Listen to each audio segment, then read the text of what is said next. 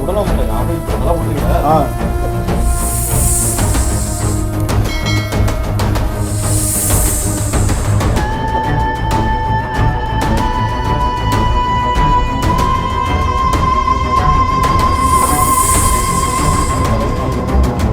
வீட்டுக்குள் சத்தமில்லாமல் ஊர்ந்து வந்த கெட்ட விஷப்பாம்பு.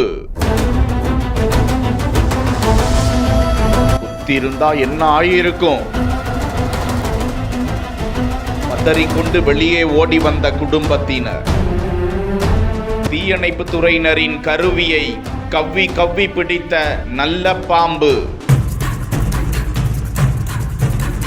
தஞ்சை மாவட்டம் கும்பகோணம் மடத்து தெரு கல்யாணராமன் தெருவில் வசிக்கும் பெயிண்டிங் கான்ட்ராக்டர் திருமுருகன் வீட்டின் வளாகத்திற்குள் சுமார் 6 அடி நீள கொடிய விஷம் கொண்ட நாகப்பாம்பு நெளிந்து கொண்டு கிடந்திருக்கிறது. இதனை பார்த்து அதிர்ச்சி அடைந்த வீட்டின் உரிமையாளர் திருமுருகன் மற்றும் அவரது குடும்பத்தினர் பாதுகாப்பாக வெளியேறி தீயணைப்பு துறையினருக்கு தகவல் கொடுக்க விரைந்து வந்த அவர்கள் அரை மணி நேரத்திற்கு மேலாக போராடி அந்த பாம்பை பிடித்து வனப்பகுதியில் கொண்டு போய் விடுவித்ததாக கூறியுள்ளனர்.